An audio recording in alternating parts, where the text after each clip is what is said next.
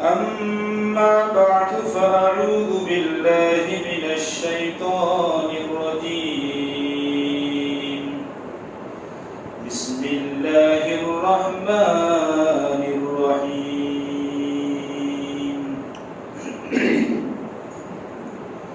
قل إنما أنا بشر مثلكم يوحى إلي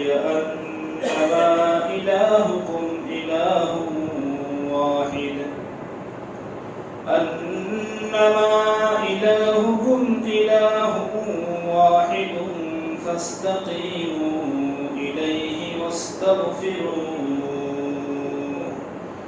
وويل للمشركين.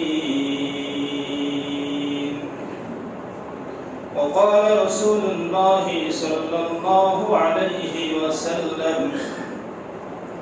لا تطروني كما أطرت النصارى ابن مريم فإنما أنا عبده فقولوا عبد الله ورسوله.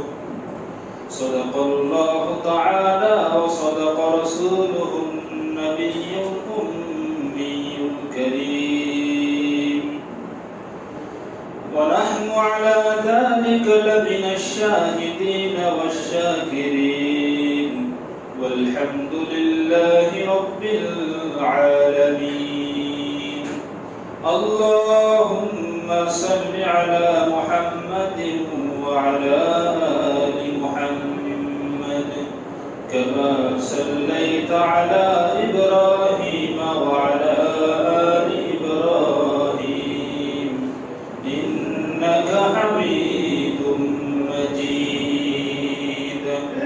اللهم بارك على محمد وعلى آل محمد كما باركت على إبراهيم وعلى آل إبراهيم إنك حميد مجيد. معزز ومحترم حضرت মুরব্বিয়ান কিরাম দিগর মুসল্লিয়ান ইযম, আল্লাহ সুবহানাহু ওয়া তাআলা মহান দরবারে লাখ কোটি শুকরিয়া জ্ঞাপন করছি, যিনি আমাদেরকে প্রতি জুমার ন্যায় আজকেও অত্র মসজিদে সালাতুল জুমা আদায় করার উদ্দেশ্যে আগে মসজিদে আসার তৌফিক ইনায়াত করেছেন। এজন্য বলি আলহামদুলিল্লাহ। সম্মানিত হাজিরিন, গত জুমাতে আমরা ঈদে মিলাদুন নবী এ সম্পর্কে কিছু আলোচনা পেশ করেছিলাম। যেহেতু এই মাসটা রবিউল আউয়াল মাস চলছে, রবিউল আউয়াল মাসে রাসূলুল্লাহ সাল্লাল্লাহু আলাইহি ওয়াসাল্লাম জন্মগ্রহণ করেছিলেন এবং রবিউল আউয়াল মাসেই রাসূলুল্লাহ সাল্লাল্লাহু আলাইহি ওয়াসাল্লাম ওয়াফাত শুদা হয়েছেন, ইন্তেকাল করেছেন। এজন্য রাসূলুল্লাহ সাল্লাল্লাহু আলাইহি ওয়াসাল্লাম সম্পর্কে এই মাসে আলোচনা করাটা সমীচীন মনে হচ্ছে। এই কারণেই রাসূলুল্লাহ সাল্লাল্লাহু আলাইহি ওয়াসাল্লাম সম্পর্কে আমাদের মধ্যে যে ধারণা আছে সেই সুধারণাগুলির উন্নতি সাধন করা এবং যেই গোমরাহিগুলো আছে সেই গোমরাহি থেকে নিজেদেরকে পরিচ্ছন্ন করা, মুক্ত করা, আকীদা সম্পর্কিত বিষয়ে আলোচনা পেশ করা, এটা আমাদের জন্য করা এবং শোনা জানা এটা আমাদের জন্য অত্যন্ত জরুরি। কেননা যুগে যুগে রাসূলুল্লাহ সাল্লাল্লাহু আলাইহি ওয়াসাল্লামকে নিয়ে, বিভিন্ন নবীদেরকে নিয়ে যুগে যুগে মানুষ বাড়াবাড়ি করেছে। দুই প্রকার লোকেরা গোমরাহ হয়েছে। এক প্রকার লোক তারা যারা নবীদেরকে নিয়ে বাড়াবাড়ি করেছে, আরেক প্রকার লোক যারা নবী রাসূলদের গুরুত্বটা কি সেটাই ভুলে গিয়েছে। আজকের আলোচনার মধ্যে নবীগণ সম্পর্কে এবং আমাদের নবী সম্পর্কে, আল্লাহ সম্পর্কে কোরআন ও সহিহ সুন্নাহ অনুযায়ী কিছু গুরুত্বপূর্ণ আলোচনা পেশ করব। আল্লাহ পাক তৌফিক দান করেন। ওমা তৌফিক ইল্লা বিল্লাহ। সকলে বলি আমিন। সম্মানিত হাজিরিন, আমাদের সকলের মা আছে বা ছিল। মায়ের মর্যাদা আছে না নাই? সংসারে স্ত্রীর গুরুত্ব আছে না নাই? মায়ের স্থান, যেটা মায়ের স্থানে মাকে রাখতে হবে, স্ত্রীর স্থানে স্ত্রীকে রাখতে হবে। স্ত্রীকে মহব্বত করে মা ডাকা যাবে না, মাকে মহব্বত করে স্ত্রী ডাকা, বউ ডাকা যাবে না। কথা ঠিক না বেঠিক? ঠিক তেমনি ভাবে নবী রাসূলদের যেই আসন, যে স্তর, সেই স্তরে নবী রাসূলদেরকে রাখতে হবে। আল্লাহর আসনে ওঠানোর চেষ্টা করা যাবে না। আল্লাহর আসনে আল্লাহকে রাখতে হবে। নবীদের সঙ্গে আল্লাহকে মিলানো যাবে না। কোন সৃষ্টির সঙ্গে আল্লাহর কোনো মিল নাই। ওয়ালাম ইয়াকুল লাহু কুফুয়ান আহাদ। তাওহীদের যে সূরা, আল্লাহর পরিচয় সম্পর্কিত যে সূরাটি, সূরা ইখলাস, এই সূরার এত মর্যাদা কেন? সামান্য 4টি আয়াত, অথচ এই সূরাটি তিলাওয়াত করলে কোরআনুল কারীমের 3 ভাগের 1 ভাগ তিলাওয়াত করার সওয়াব পাওয়া যায়। 3 বার যদি এই সূরা কেউ পাঠ করে, তাহলে পরিপূর্ণ এক খতম কোরআন তিলাওয়াতের সওয়াব তার আমলনামায় লিখে দেওয়া হয়। কি রয়েছে এই সূরার মধ্যে? সম্মানিত হাজিরিন, এই সূরার যেমন ফজিলত রয়েছে, তেমনি এর মধ্যে রয়েছে আমাদের ঈমানের মূল সূত্র, আল্লাহর পরিচয় এবং আল্লাহর অস্তিত্ব। সারা কোরআন শরীফে, কোরআনুল কারীমে 114টি সূরা রয়েছে। বাকি 113টি সূরা, এই সূরাগুলির মধ্যে সূরার নাম প্রত্যক্ষভাবে অথবা পরোক্ষভাবে রয়েছে, শুরুতে বা মাঝে বা শেষে। কিন্তু কোরআন কারীমে সূরা ইখলাস নামে একটি সূরা, যে সূরাটির কথা বললাম, এই সূরার মধ্যে সূরার যে নাম, ওই নামটা খুঁজে পাওয়া যায় না। এর অর্থ হলো, ইখলাস এমন একটি জিনিস যেটা বাহ্যিকভাবে দেখা যায় না। ইখলাস কেউ যদি প্রকাশ করে বা দাবি করে যে আমি মুখলিস, তাহলে তার দাবি সত্য নয়। ইখলাস আছে কি নাই, এটা একমাত্র আল্লাহ সুবহানাহু ওয়া তাআলা বিচার করবেন, আল্লাহ রাব্বুল আলামিন গ্রহণ করবেন। এজন্য এই সূরার মধ্যে ইখলাস শব্দটা নাই, কিন্তু সূরার নাম কি? সূরা ইখলাস। এই সূরার মধ্যে আল্লাহর পরিচয় রয়েছে। কুল হুয়াল্লাহু আহাদ। হে নবী, আপনি বলুন, আল্লাহ হলেন এক, অদ্বিতীয়। আল্লাহুস সামাদ, তিনি কারো কাছে মুখাপেক্ষী নন। লাম ইয়ালিদ ওয়া লাম ইউলাদ, তিনি কারো থেকে জন্মগ্রহণ করেন নাই, তিনি কারো ঔরসজাত নন এবং তিনি কাউকে জন্ম দেন নাই। ওয়ালাম ইয়াকুল লাহু কুফুয়ান আহাদ, আসমান এবং জমিনের মধ্যে তার সমপর্যায়ে, তার সমতুল্য, সমকক্ষ আর কোনো কিছু বা কোনো কেউ না। সম্মানিত হাজিরিন, যে কথা বলছিলাম নবীদেরকে নিয়ে, 2 প্রকার লোকেরা গোমরাহ হয়েছে। তার মধ্যে এক প্রকার লোক হলো যারা নবীদেরকে নিয়ে বাড়াবাড়ি করেছে, নবীদেরকে আল্লাহর আসনে পৌঁছে দেওয়ার চেষ্টা করেছে, অথচ আমাদের নবী বিশ্বনবী সাল্লাল্লাহু আলাইহি ওয়াসাল্লাম আল্লাহর হুকুমে ওহীর মাধ্যমে তিনি স্পষ্ট করেছেন। কুল, আল্লাহ বলছেন সূরা কাহফের 110 নম্বর আয়াতের মধ্যে আল্লাহ সুবহানাহু ওয়া তাআলা বলছেন, কুল, হে নবী আপনি বলুন, ইন্নামা আনা বাশারুন, নিশ্চয় আমি একজন মানুষ, আমি একজন মানুষ, মিসলুকুম, তোমাদের মতোই একজন মানুষ, ইউহা ইলাইয়া আন্নামা ইলাহুকুম ইলাহু ওয়াহিদ, শুধু আমার কাছে এই মর্মে ওহী এসেছে যে আল্লাহ এক, অদ্বিতীয়। পার্থক্য এতটুকু যে আমার কাছে ওহী আসে, তোমাদের কাছে আসে না, এছাড়া কোনো পার্থক্য নাই। আল্লাহ রাসূল সাল্লাল্লাহু আলাইহি ওয়াসাল্লাম, যার মায়ের নাম আমরা জানি, রাসূলের মায়ের নাম কি? আমিনা।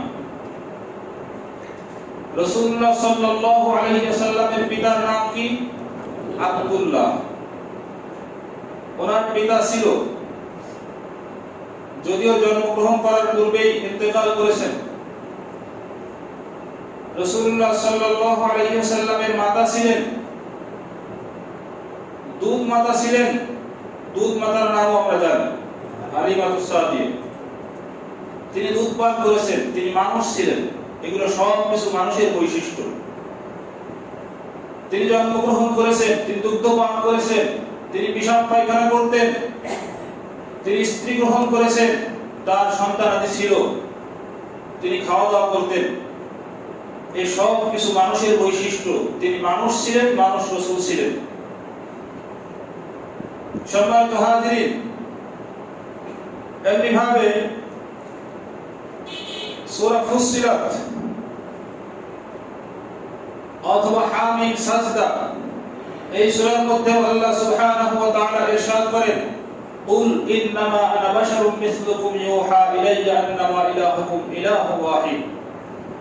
হে নবী আপনি বলুন যে আমি একজন মানুষ, তোমাদের মতোই একজন মানুষ, শুধু আমার কাছে ওহী আসে এই মর্মে, আন্নামা ইলাহুকুম ইলাহু ওয়াহিদ, তোমাদের ইলাহ একমাত্র ইলাহ, তিনি হলেন কে? আল্লাহ সুবহানাহু ওয়া তাআলা। ফাস্তাকিমু ইলাইহি, সুতরাং তোমরা দৃঢ় থাকো, অটল ভাবে, মজবুত ভাবে সেই আল্লাহর উপর, বিশ্বাসের উপর তোমরা অটল থাকো। ওয়াস্তাগফিরু, এবং তার কাছে তোমরা তওবা করো। ওয়া ওয়াইলুল লিল মুশরিকিন, খবরদার শিরক করো না, শিরককারীদের জন্য রয়েছে ভয়াবহ দুর্ভোগ শাস্তি। সম্মানিত হাজিরিন, এমনি ভাবে রাসূলুল্লাহ সাল্লাল্লাহু আলাইহি ওয়াসাল্লাম তিনি যে মানুষ ছিলেন তার প্রমাণ সূরা ইসরা অথবা সূরা বনী ইসরাঈলের মধ্যে 93, 94, 95 এই তিনটি আয়াতের মধ্যে আল্লাহ সুবহানাহু ওয়া তাআলা রাসূলুল্লাহ সাল্লাল্লাহু আলাইহি ওয়াসাল্লামের ব্যাপারে নির্দেশ দিচ্ছেন। কুল, হে নবী বলুন, সুবহানা রাব্বি, সুবহানা রাব্বি, মহা পবিত্র আমার সেই রব, হাল কুনতু ইল্লা বাশারার রাসূলা, আমি তো একজন মানুষ, রাসূল ছাড়া আর কিছুই নই। সুবহানা রাব্বি, মহা পবিত্র আল্লাহ সুবহানাহু ওয়া তাআলা, আমি তার অংশ নই, আমি তার জাতি গুণে তৈরি নই, আমি ফেরেশতা নই, আমি একজন মানুষ। পরবর্তী আয়াতে বলছেন, ওয়া মানা আন-নাসা ইউমিনু ইয জাআহুমুল হুদা ইল্লা আন ক্বালু আবআসাল্লাহু বাশারার রাসূলা। আল্লাহ রাসূলের জামানায় যে কাফেরগুলো ছিল এবং ইতিপূর্বেও নবী রাসূলগণ যখন তাওহীদের দাওয়াত দিয়েছেন, তখন যারা প্রত্যাখ্যান করেছে, ঈমান থেকে বিচ্যুত হয়েছে, তাদের একটাই দাবি ছিল, আন ক্বালু আবআসাল্লাহু বাশারার রাসূলা, আল্লাহ একজন মানুষকে রাসূল হিসেবে পাঠালো, যে আমাদের মতো একজন মানুষ? এই প্রশ্ন তাদেরকে ঈমান থেকে বিচ্যুত করে রেখেছে। এরপরে আল্লাহ সুবহানাহু ওয়া তাআলা বলেন, কুল, হে নবী আপনি বলুন, কুল লাউ কানা ফিল আরদি মালাইকাতুন, যদি জমিনের মধ্যে ফেরেশতারা বসবাস করত, ইয়ামশুনা মুতমাইন্নিনা, ফেরেশতারা চলাফেরা করত নিশ্চিন্তভাবে, এই জমিনে যদি ফেরেশতারা বসবাস করত, লানাজ্জালনা আলাইহিম মিনাস সামাই মালাকার রাসূলা, তাহলে আমি আসমান থেকে ফেরেশতা রাসূল নাজিল করতাম, কোন ফেরেশতাকে রাসূল হিসেবে প্রেরণ করতাম। কুল কাফা বিল্লাহি শাহীদান বাইনি ওয়া বাইনাকুম, হে নবী আপনি বলুন যে আল্লাহই আমাদের জন্য এবং তোমাদের উপর আল্লাহই একমাত্র সাক্ষী। আল্লাহ একমাত্র সাক্ষী যে আল্লাহ নবী রাসূল পাঠাইছেন সব মানুষের মধ্য থেকে, আল্লাহ ফেরেশতা রাসূল পাঠান নাই। আর তার কারণ আল্লাহ উল্লেখ করলেন যে মালাইকাতু ইয়ামশুনা মুতমাইন্নিনা, যদি মালাইকা ফেরেশতারা জমিনে বসবাস করত, তাহলে আল্লাহ সুবহানাহু ওয়া তাআলা ফেরেশতাদেরকে রাসূল রূপে পাঠাতেন।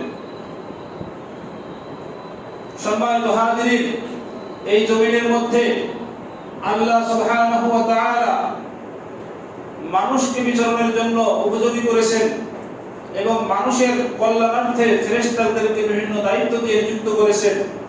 আল্লাহ সুবহানাহু ওয়া তাআলা তার নিজামকে ঠিক রাখার জন্য যেখানে ফেরেশতাদের ব্যবহার করার প্রয়োজন সেখানে ফেরেশতাদেরকে কাজে লাগিয়েছেন, কিন্তু দুনিয়াটাকে উপযোগী করেছেন মানুষের জন্য। কাদের জন্য? মানুষের জন্য। এজন্যই আল্লাহ নবী রাসূলগণ প্রেরণ করেছেন মানুষের মধ্য থেকে। লাকাদ মান্নাল্লাহু আলাল মুমিনিনা ইয বা'আথা ফীহিম রাসূলাম মিন আনফুসিহিম, আল্লাহ রাব্বুল আলামিন নবী রাসূলগণ মানুষের মধ্য থেকে প্রেরণ করেছেন। আনফুসিহিম, তাদের মধ্য থেকে। এটা করে আল্লাহ রাব্বুল আলামিন আমাদের প্রতি অনুগ্রহ করেছেন। সম্মানিত হাজিরিন, সূরা ফুরকানের মধ্যে আল্লাহ সুবহানাহু ওয়া তাআলা উল্লেখ করেছেন, ওয়াকালু, তারা বলতো, মা লিহাদার রাসূল ইয়াকুলুত তুআম ওয়া ইয়ামশি ফিল আসওয়াক, এটা কেমন রাসূল? এই কেমন রাসূল আমরা কেমনে বিশ্বাস করব, কেমনে গ্রহণ করব তাকে? কিভাবে তাকে আমরা গ্রহণ করতে পারি? মা লিহাদার রাসূল, এটা কেমন রাসূল? ইয়াকুলুত তুআম, খাবার খায়, ওয়া ইয়ামশি ফিল আসওয়াক, বাজারে ঘোরাফেরা করে, বাজারে যায়, আমাদের মতোই চলাফেরা করে।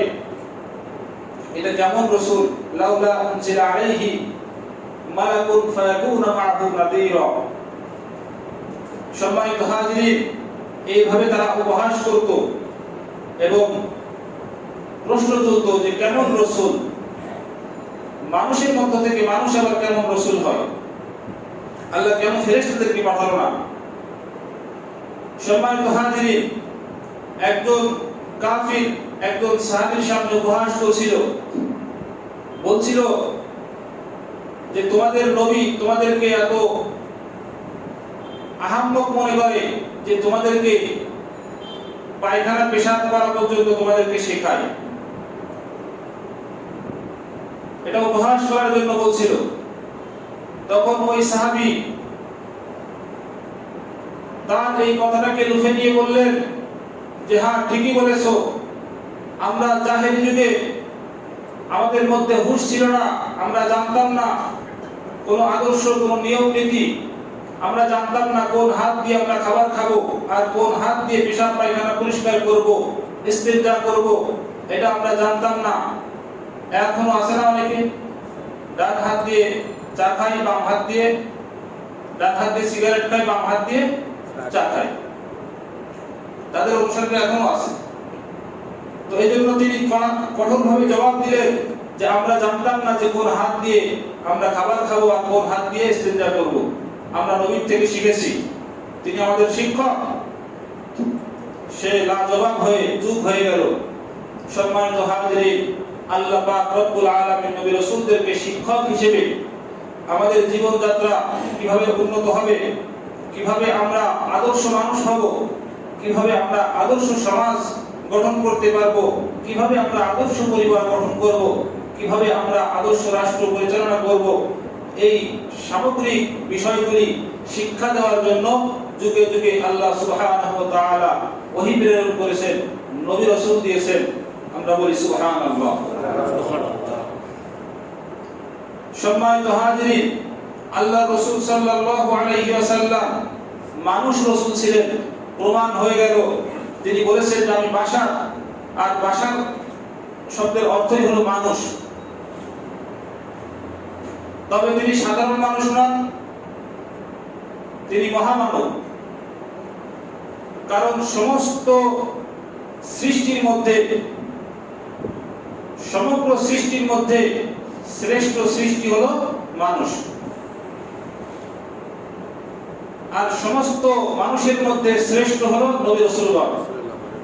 আর সমস্ত নবী রাসূলগণের মধ্যে সর্বশ্রেষ্ঠ নবী রাসূল তিনি হলেন আমাদের নবী বিশ্ব নবী মুহাম্মদ সাল্লাল্লাহু আলাইহি ওয়াসাল্লাম। এর চাইতে যদি নবীকে বেশি মর্যাদা দিতে চাই তাহলে কোথায় যেতে হবে? এখান থেকে অতিক্রম করে আল্লাহর আসনে যেতে হবে। কথা বলে ঠিক কিনা? সেটা কি যাওয়া যাবে? আল্লাহর আসনে নবীকে পৌঁছানো যাবে না। তাহলে যেই সিফাতগুলি আল্লাহ সুবহানাহু ওয়া তাআলার সঙ্গে সম্পর্কিত, সম্পৃক্ত, সেই বৈশিষ্ট্যগুলো যখন নবী রাসূলগণের সঙ্গে জোড়া হয় তখন পরোক্ষভাবে নবী রাসূলগণকে আল্লাহ পর্যন্ত পৌঁছে দেওয়া হয়। সম্মানিত হাজিরিন, আমাদের সমাজের মধ্যে কিছু ফেরকা রয়েছে এমন, কিছু পীরপন্থী রয়েছে এমন, কিছু মাজারপন্থী রয়েছে এমন, যারা নবী রাসূলকে অতি মহব্বত করে, অতি মহব্বত করার দাবি করে। এজন্য তারা নবী রাসূলকে সাধারণ আমাদের মতো, আমরা যেরকম মানুষ, এই মানুষ হিসেবে তারা মানতে চায় না। যেমনি ভাবে জাহেলি যুগে কাফেররা মানেনি, আজকে এক শ্রেণীর আশিকে রাসূলরাও নবী রাসূলদেরকে মানুষ স্বীকার করতে চায় না। তারা বলতে চায় নবী রাসূলগণ নূরের তৈরি। সম্মানিত হাজিরিন, যদি বলা হয় নূরের তৈরি তো ফেরেশতা, তাহলে নবীকে যদি ফেরেশতাদের সঙ্গে তুলনা করা হয় তাহলে নবীর মর্যাদা কি বাড়বে না কমবে? কথা বলেন। ফেরেশতাদের মর্যাদা আল্লাহর কাছে বেশি না মানুষের মর্যাদা আল্লাহর কাছে বেশি? মানুষকে ফেরেশতাদেরকে দিয়ে মানুষকে সিজদা করিয়েছেন, নাকি মানুষকে দিয়ে ফেরেশতাদেরকে সিজদা করানো হয়েছে? ফেরেশতা মানুষকে সিজদা করেছে। সুতরাং নবী রাসূলগণ ফেরেশতা নন, এই কথা যদি বলা হয় তখন তারা বলে যে না, ফেরেশতারা যেই নূরে তৈরি নবী রাসূলগণ সেই নূরে তৈরি না। তাহলে কোন নূরে? তখন বলে আল্লাহর জাতি নূরে তৈরি, বলে নাউজুবিল্লাহ। সম্মানিত হাজিরিন, এজন্যই আল্লাহ সুবহানাহু ওয়া তাআলা পবিত্র কোরআনুল কারীমে ইরশাদ করেছেন, ইহুদি খ্রিস্টানদের চরিত্র তুলে ধরেছেন যে খবরদার হে নবী, আপনার উম্মতদেরকে সতর্ক করবেন। যেমনি ভাবে ইহুদিরা পথভ্রষ্ট হয়েছে, খ্রিস্টানরা গোমরাহ হয়েছে, ইহুদি নাসারা তারা যেভাবে গোমরাহ হয়েছে, আপনার উম্মত যেন সেই একই পথে না চলে। সূরা তাওবা 9 নম্বর সূরা 30 নম্বর আয়াতের মধ্যে আল্লাহ সুবহানাহু ওয়া তাআলা ইরশাদ করেন, ওয়াকালাতিল ইয়াহুদু উযাইর ইবনুল্লাহ ওয়াকালাতিন নাসারা আল মাসীহ ইবনুল্লাহ। ওয়াকালাতিল ইয়াহুদু, ইহুদিরা বলতো উযাইর ইবনুল্লাহ, উযাইর আল্লাহর পুত্র, বলে নাউজুবিল্লাহ। ওয়াকালাতিন নাসারা, এবং খ্রিস্টানরা দাবি করে মাসীহ ইবনুল্লাহ, যিশু খ্রিস্ট বা ঈসা আলাইহিস সালাম তিনি নাকি আল্লাহর পুত্র, বলে নাউজুবিল্লাহ। এজন্য আপনার উম্মতদেরকে আপনি সাবধান করুন আল্লাহ রাসূল সাল্লাল্লাহু আলাইহি ওয়াসাল্লাম আমাদেরকে সাবধান করেছেন, সুস্পষ্টভাবে আমাদেরকে নিষেধ করেছেন, লা তাদরুনি কামা আদরাতিন নাসারা ইবনে মারইয়াম, খবরদার খবরদার তোমরা আমাকে নিয়ে বাড়াবাড়ি করবে না, আমাকে নিয়ে মাতামাতি করবে না, আমাকে নিয়ে আমার মর্যাদা বৃদ্ধি করার জন্য ইহুদি আর খ্রিস্টানদের মতো গোমরাহ হবে না। কামা আদরাতিন নাসারা ইবনে মারইয়াম ফাইন্নামা আনা আবদুহু, আমি আল্লাহর একজন গোলাম, আল্লাহর একজন বান্দা। ফাকুলু, তোমরা সকলেই বলো, আব্দুল্লাহি ওয়া রাসূলু, আমি আল্লাহর বান্দা এবং তার রাসূল। এর থেকে বেশি বাড়াবাড়ি করবে না। ইহুদি খ্রিস্টানরা যতটুকু দাবি করেছে তার থেকে এই উম্মাদের একদল লোকেরা তার থেকে এক ধাপ এগিয়ে আল্লাহর জাতি পুরে তৈরি নবী এই দাবি করা শুরু করেছে। ইহুদিরা খ্রিস্টানরা তো আল্লাহর পুত্র বানিয়েছে নবীদেরকে, আর এরা সরাসরি আল্লাহর জাতি জুড়ে তৈরি আল্লাহর অংশ হিসেবে দাবি করতে চায়। সম্মানিত হাজিরিন, তারা গান বানিয়েছে, সঙ্গীত রচনা করেছে। আহমদের ওই বিমের পর্দা তুলে দিলে মন, দেখবি সেথা করছে বিরাজ আহাদ নিরঞ্জন। আহমদের ওই বিমের পর্দা, আহমদ শব্দটা আলিফ হা মিম দাল আহমদ, এই মিমটাকে তুলে দিতে বলছে, দেখবি সেটা করছে বিরাজ আহাদ নিরঞ্জন। মিম তুলে দিলে কি হবে? আহাদ হবে। তার মানে যেই আহমদ সেই আহাদ। নাউযুবিল্লাহি মিন যালিক। আল্লাহর সমকক্ষ এবং সমতুল্য, আল্লাহর কোনো শরীক নাই। সম্মানিত হাজিরিন, আল্লাহ সুবহানাহু ওয়া তাআলা তার নবীকে দিয়ে নিষেধ করানোর পরও এই লোকগুলি কোরআন হাদিস না পড়ে মন গড়া খেয়াল খুশি মতো নবীদের মর্যাদা বর্ণনা করে। এরা আরো দাবি করে নবী আমিনুল গায়ব, নবী সাল্লাল্লাহু আলাইহি ওয়াসাল্লাম তিনি নাকি অদৃশ্যের খবর রাখেন, অদৃশ্যের সবকিছু দেখেন। সেখান থেকে ওলিরাও দেখেন, ওলিরা মুরিদের অন্তরে যখন ইচ্ছা তখন প্রবেশ করেন। ওলিরা পীরেরা মুরিদের অন্তরে প্রবেশ করে, অন্তরের সব কিছু জানে, এই আকীদার জন্ম দিয়েছে। সম্মানিত হাজিরিন, এই সকল আকীদার মূলে একটি জাল হাদিস তৈরি করা হয়েছে, যে হাদিসটা বিভিন্নভাবে বয়ান করা হয়, বলা হয়েছে আউয়ালু মা খালাকাল্লাহু নূরি, আল্লাহ রাসূল সাল্লাল্লাহু আলাইহি ওয়াসাল্লাম তিনি নাকি বলেছেন যে আল্লাহ রাব্বুল আলামিন সর্বপ্রথম আমার নূরকে তৈরি করেছেন। এমনি ভাবে এই একই কথা আরো অন্য বিভিন্ন ভাবে বয়ান করা হয়। আর জাবের থেকে বর্ণিত বলা হয়েছে قال سألت رسول الله صلى الله عليه وسلم عن أول شيء خلق الله يا رسول الله আল্লাহ রাব্বুল আলামিন কোন জিনিসকে সর্বপ্রথম তৈরি করেছেন? قال هي نور نبيك يا جابر, হে জাবের, তোমার নবীর নূরকে আল্লাহ পাক সর্বপ্রথম তৈরি করেছে। এমনি ভাবে আরো অন্য ভাবে বয়ান করা হয় আনা মিন নূরিল্লাহি ওয়া কুল্লু শাইইন মিন নূরি, আমি হলাম আল্লাহর নূর এবং সব কিছুই আমার থেকে সৃষ্টি। এমনি ভাবে বলা হয় আনা মিন নূরিল্লাহি ওয়াল মুমিনুনা মিন্নি, আমি হলাম আল্লাহর নূর এবং মুমিনরা আমার নূর। সকলে বলি নাউযু বিল্লাহ।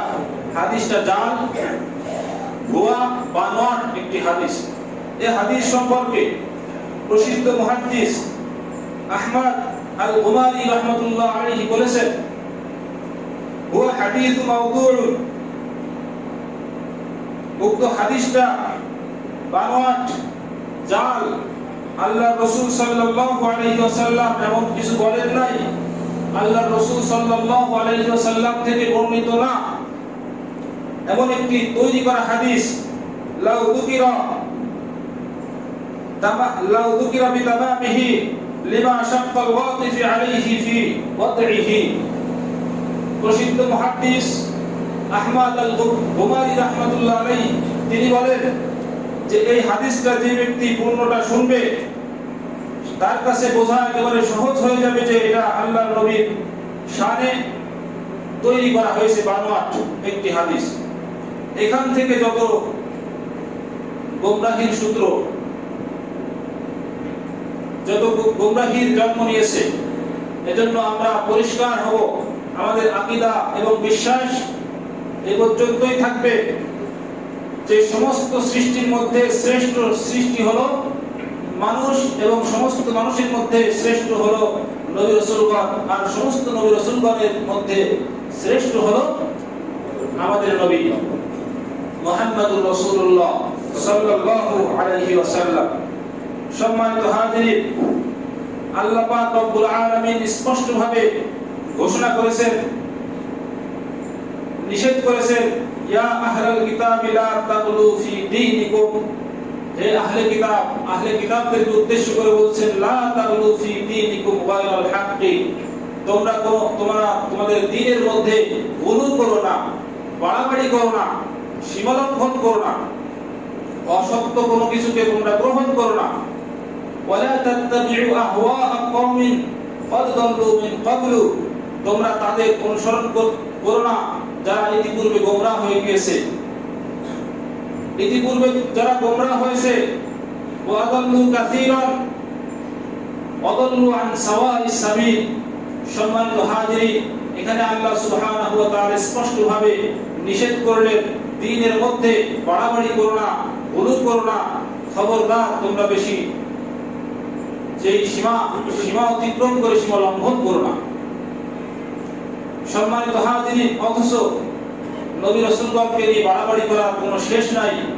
আরো বাড়াবাড়ি করা হয়েছে। নবী রাসূলগণ আলিমুল গায়ব, অদৃশ্যের খবর রাখেন, অথচ কোরআনুল কারীমে সুস্পষ্টভাবে আল্লাহ আয়াত নাযিল করেছেন। আল্লাহ সুবহানাহু ওয়া তাআলা সূরা আনআম 6 নম্বর সূরা 50 নম্বর আয়াতের মধ্যে বলছেন, কুল লা আকুলু লাকুম, হে নবী আপনি বলুন, লা আকুলু লাকুম ইনদি খাযাইনুল্লাহ, আমি তোমাদের কাছে বলি না যে আল্লাহর ধনভাণ্ডার আমার কাছে রয়েছে, আমার আয়ত্তে, আমার নিয়ন্ত্রণে আছে। আল্লাহর ধনভাণ্ডার আমার নিয়ন্ত্রণে আছে এটা আমি বলি না। ওয়ালা আ'লামুল গায়বা, এবং আমি অদৃশ্যের খবর রাখি না। অদৃশ্যে কি হচ্ছে না হচ্ছে এগুলি আমি জানি না, যতটুকু আল্লাহ জানান তা ছাড়া। ওয়ালা আকুলু লাকুম ইন্নী মালাক, এবং আমি এটা বলি না যে আমি একজন ফেরেশতা। তাহলে আমাদের নবী স্পষ্ট করলেন, কোরআন আল্লাহ রব্বুল আলামিন কোরআনের মাধ্যমে নবীকে দিয়ে বলাচ্ছেন যে হে নবী আপনি বলুন, লা আকুলু লাকুম ইনদি খাযাইনুল্লাহ, আল্লাহর ধনভাণ্ডার আমার কাছে নাই। ওয়ালা আ'লামুল গায়ব, আমি আলিমুল গায়ব না। ওয়ালা আকুলু লাকুম ইন্নী মালাক, এবং আমি ফেরেশতাও না। এরপরে সূরা হুদের 31 নম্বর আয়াতের মধ্যে একই ধরনের আয়াত রয়েছে। ওখানে বলা হয়েছে, ওয়ালা আকুলু লাকুম ইনদি খাযাইনুল্লাহ ওয়ালা আ'লামুল গায়বা ওয়ালা আকুলু ইন্নী মালাক তাজদারি আ'য়ুনুকুম লা ইউতিয়াহুমুল্লাহু খায়রা। এখানেও আল্লাহ রাসূল সাল্লাল্লাহু আলাইহি ওয়াসাল্লাম বলেন, ওয়ালা আকুলু লাকুম ইনদি খাযাইনুল্লাহ, আমি তোমাদেরকে বলছি না যে আমার কাছে আল্লাহর ধনভাণ্ডার আছে। ওয়ালা আ'লামুল গায়ব, আমি আলিমুল গায়ব না, অদৃশ্যের খবর আমি জানি না। সম্মানিত হাজিরিন, এর পরেও কোরআনের আয়াত থাকার পরেও যারা নবী রাসূলকে আলিমুল গায়ব দাবি করে তারা সুস্পষ্ট গোমরাহির মধ্যে রয়েছে। আলিমুল গায়ব, অদৃশ্যের জ্ঞান, আগে পিছে কি হচ্ছে বা কি হবে, ভবিষ্যতে কি হবে বা অতীতে কি হয়েছে, এই মুহূর্তে কোথায় কি হচ্ছে, এই জাতীয় ক্ষমতা একমাত্র আল্লাহ সুবহানাহু ওয়া তাআলা। এটা কোন নবী রাসূলের ক্ষমতা না। সম্মানিত হাজিরিন, আলিমুল গায়ব কাকে বলে? গায়ব অর্থ হলো অদৃশ্য, আর আলিম শব্দের অর্থ হলো জ্ঞাতি বা জানা। তো অদৃশ্যের খবর জানে এমন ব্যক্তি হতে পারে না, এমন যে সত্তা তিনি হলেন আল্লাহ সুবহানাহু ওয়া তাআলা। সূরা হাশরের মধ্যে আমরা পড়েছি আলিমুল গায়বি ওয়াশ শাহাদাতি হুয়া রাহমানুর রহিম। আলিমুল গায়ব একমাত্র আল্লাহ সুবহানাহু ওয়া তাআলা। আল্লাহর রাসূল যদি আলিমুল গায়ব হতেন বা ওলিরা যদি আলিমুল গায়ব হতেন, তাহলে সেটা কোরআন হাদিসের মাধ্যমে প্রমাণিত হতো। কারণ আল্লাহ রাসূল সাল্লাল্লাহু আলাইহি ওয়াসাল্লামকে একজন ইহুদি মহিলা বিষ খাইয়েছিল, আপনারা জানেন কি না? কথা বলেন। আল্লাহ রাসূল সাল্লাল্লাহু আলাইহি ওয়াসাল্লামকে বিষ খাওয়ানো হয়েছিল।